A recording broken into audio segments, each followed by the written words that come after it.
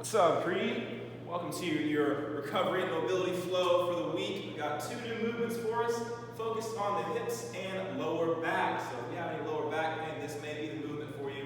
If you have tension or range of motion issues with your lower back, we feel like we're rounding out a lot when we pick up our weights, these two movements can help us out a lot. So, first movement we have today is going to be a supine scorpion. So we're going to be laying on the ground here, nice relaxed position. Think about yourself being on a cross here, arms are out wide, the shoulders stay pinned to the ground. The shoulders and hands should never leave the floor this entire movement. We're laying here, legs are right below our shoulders. What we're going to do is we're going to lift one leg straight up and let that leg travel across. Now don't let it fall. Control this range of motion.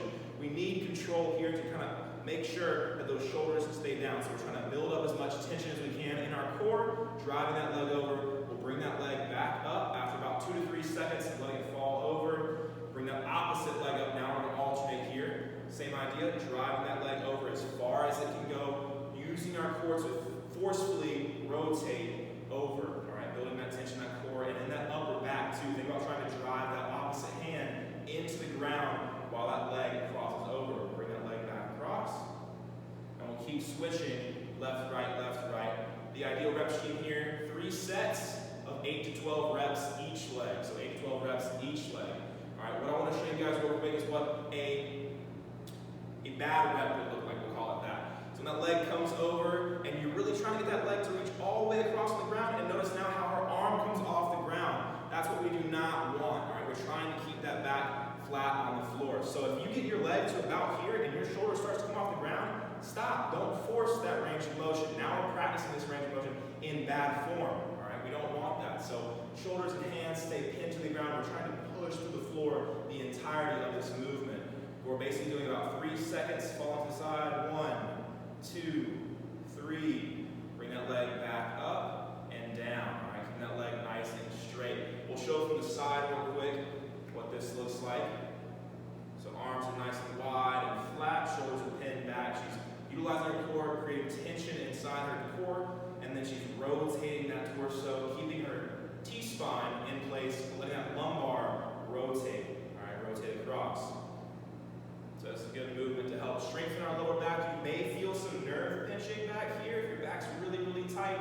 I know sometimes I'll feel that in my left side. My right side will feel fine. My left side might act up sometimes. So I know I have imbalances back there, and I have issues that need to be addressed for me to have a good quality workout. So that's a great movement for that lower back. Next movement we have, rep scheme with this one will be 3 sets, about 10 reps each way. This is a cat to cow. Pretty common movement here, kind of trains ourselves to understand how to tilt our pelvis, whether it be when we're squatting, deadlifting, keeping it in a neutral position, or when we need to actually rotate it. So this would be an anterior pelvic tilt when we're going into that cow, making that back curve into a U shape, and now we're going into our cat, a posterior pelvic tilt, trying to focus on driving those hips and tilting them backwards, all right? So, going into our anterior tilt, sticking our hips to the sky, chest to the sky, should be a good stretch in that core almost.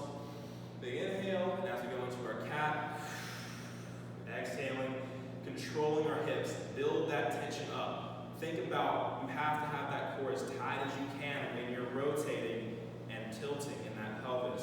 If we're just kind of flopping through here, it's good to move, but we're not actually connecting to that muscle that we need to tell, hey, I want you to go into the anterior tilt here and hold for a second, and slowly come out of that into a posterior tilt and hold for a second. Controlling every range of motion while we go through this cat and cow. Knees would be under hips, hands would be under shoulders. All right, so 2 movements. So we go anterior to posterior tilt or cat to cow. That would be 1 rep. We would do 10 nice and slow. It should take us almost a minute or more to get all 10 reps. If we're knocking these out in 30 seconds, we're doing these way too quick. So enjoy the flow, enjoy the mobility. 2 movements, supine scorpion and cat to cow. If you'd like to at home, watch more demo videos.